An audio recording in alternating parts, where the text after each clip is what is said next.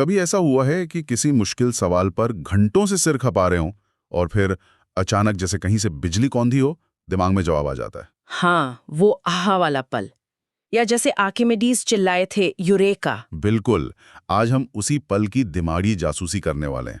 ये होता कैसे है? क्या ये सिर्फ एक तुक्का है या इसके पीछे कोई गहरा मनोविज्ञान काम कर रहा है? और मजे की बात यह है कि ज्यादातर लोग इसे बस किस्मत मानकर आगे बढ़ जाते हैं। लेकिन ये किस्मत नहीं है, ये हमारे दिमाग के काम करने का एक बहुत ही खास तरीका है। और वोल्फगैंग कोहलर शायद इसी दिमागी रहस्य के सबसे बड़े जासूस थे।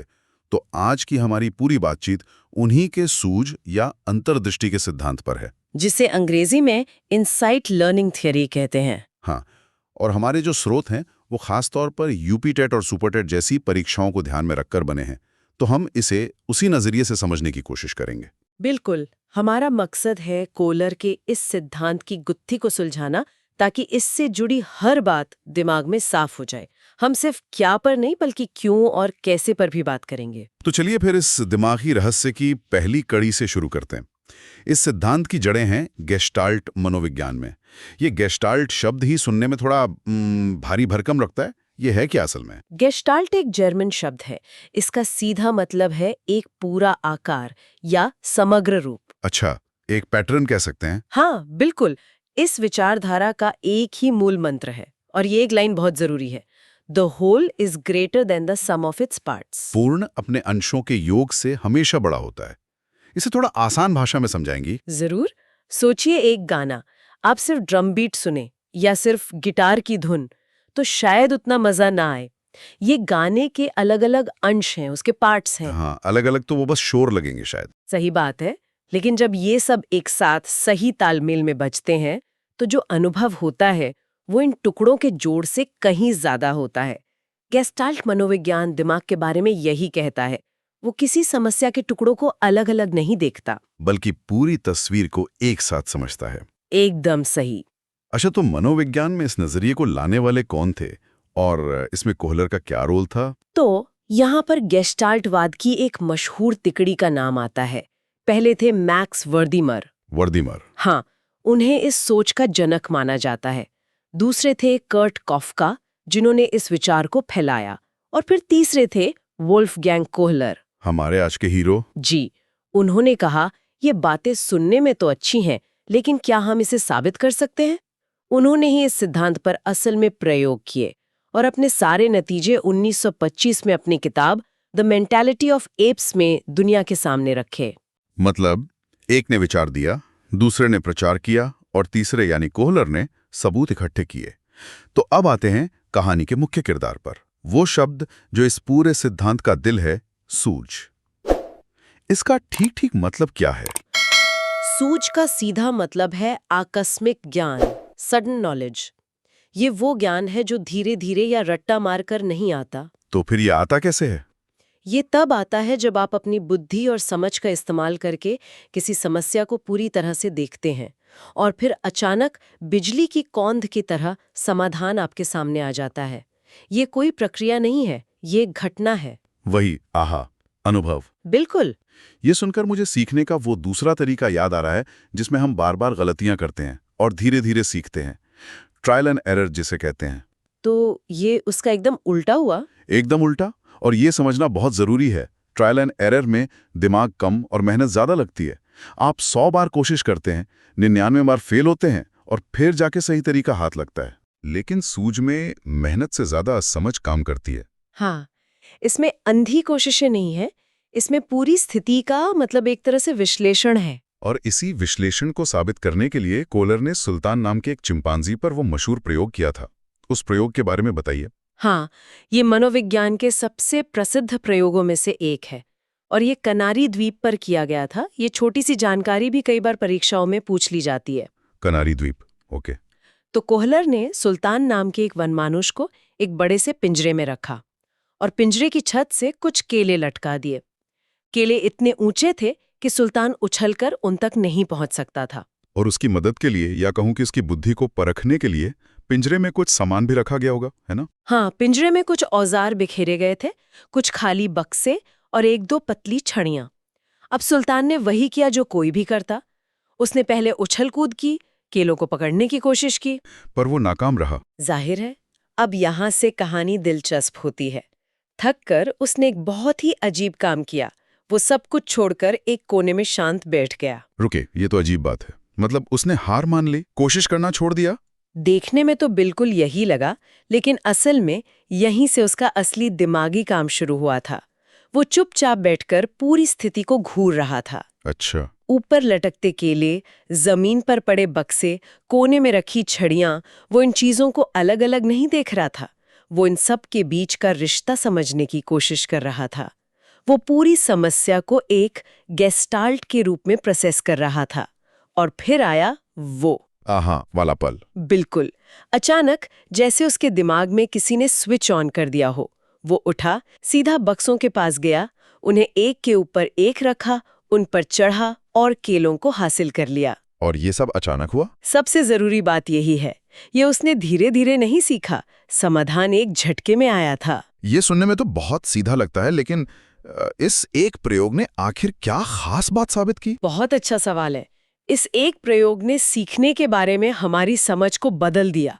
इससे सीखने की 4 खासियतें सामने आईं, जो परीक्षा के नजरिए से बहुत महत्वपूर्ण है। ओके, वो क्या है? पहली, लर्निंग इज सडन, सीखना अचानक होता है, ज्ञान किश्तों में नहीं आता। दूसरी, होलनेस यानी समग्रता, सीखने वाला समस्या के टुकड़ों पर नहीं बल्कि पूरी परिस्थिति को एक साथ समझता है। जैसे सुल्तान ने केले, बक्से और छड़ी को एक पहेली के हिस्सों के रूप में देखा। बिल्कुल।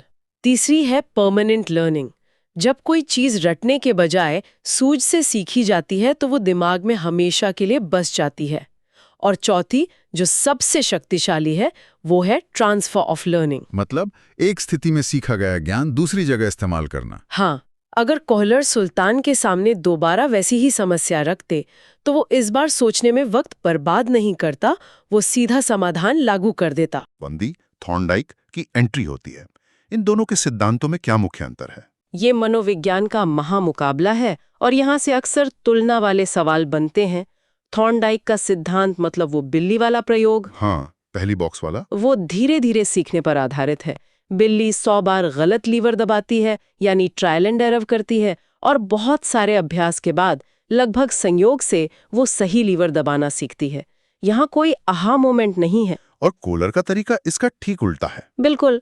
कोहलर के सुल्तान ने बार बार गलतियां नहीं दोहराई, उसने स्थिति को समझा और अचानक एक ही कोशिश में समाधान निकाल लिया। यहाँ सूझ और समझ का इस्तेमाल है।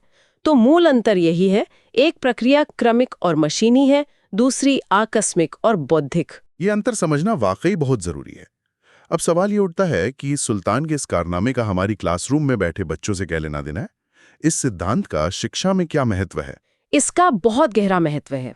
सबसे पहले, ये पूर्ण से अंश की ओर, मतलब होल टू पार्ट वाले शिक्षण सूत्रों को मजबूती देता है। इसका मतलब किसी भी मुश्किल विषय को पढ़ाने से पहले शिक्षक को उसकी एक पूरी तस्वीर बच्चों के सामने रखनी चाहिए। बिल्कुल सही।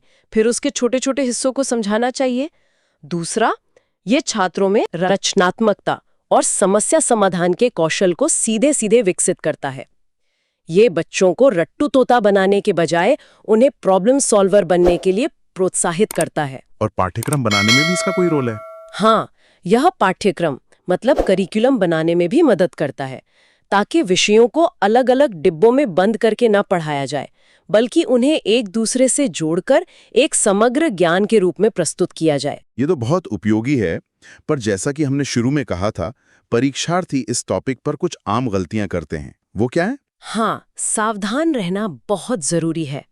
3 आम गलतियां हैं। पहली और सबसे आम गलती है कोहलर और कोलबर्ग में भ्रम। हाँ, नाम इतने मिलते जुलते जो हैं, इन्हें अलग अलग कैसे याद रखें? एक आसान तरीका है। याद रखें, कोहलर का लेना देना सीखने के तरीके से है, वो आहा वाला पल। उनका सवाल था, दिमाग कैसे सीखता है? ओके। वहीं कोहलबर्ग का लेना देना नैतिक विकास से है। उनका सवाल था, क्या सही है और क्या गलत? ये बढ़िया तरीका है। एक का फोकस कैसे सीखें पर है, दूसरे का क्या सही है पर। और दूसरी गलती? दूसरी गलती है इसे अनुबंधन या कंडीशनिंग समझ लेना। ये पावलोव के कुत्ते की तरह घंटी बजने पर लार टपकाना नहीं है। ये संज्ञान यानी दिमागी समझ पर आधारित है। और तीसरी गलती है ये सोचना कि जानवरों पर प्रयोग का मतलब रटना है। सुल्तान ने कुछ रटा नहीं था, उसने अपनी बुद्धि का इस्तेमाल किया था। ये बहुत काम की बातें हैं। इतनी सारी जानकारी के बाद क्या इसे याद रखने का कोई आसान या मजेदार तरीका है, कोई ट्रिक? हाँ, एक बहुत ही मजेदार और यादगार लाइन है। बताइए। लाइन है, कोहलर ने सुल्तान को पूरा केला अचानक खिलाया। अरे वाह, कोहलर ने सुल्तान को पूरा केला अचानक खिलाया। ये तो मुझे अब हमेशा याद रहेगा।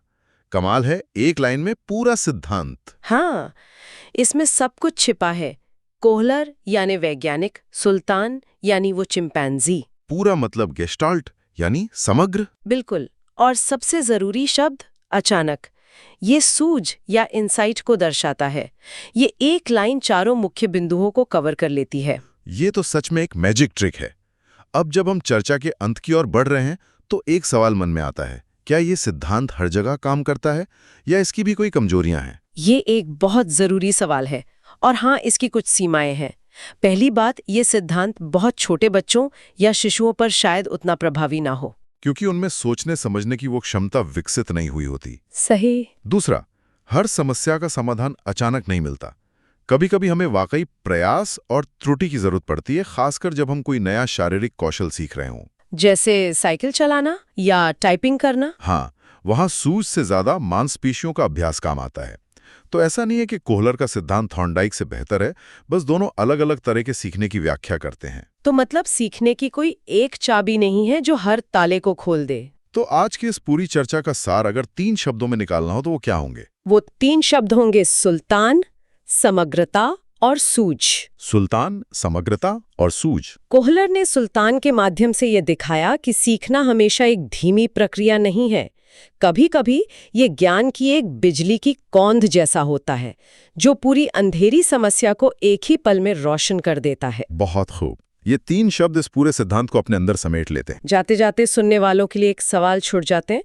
जब अगली बार कोई व्यक्ति किसी समस्या में उलझा हुआ महसूस करे, चाहे वो ऑफिस का कोई प्रोजेक्ट हो या जिंदगी की कोई उलझन, तो क्या उस समस्या के अलग-अलग हिस्सों को बार-बार देखने के बजाय एक कदम पीछे हटकर पूरी तस्वीर को एक साथ देखने से समाधान मिल सकता है? हाँ, हमारी अपनी सूझ की वो शक्ति कितनी है जिसका हम रोजमर्रा की जिंदगी में शायद ही इस्तेमाल करते हैं।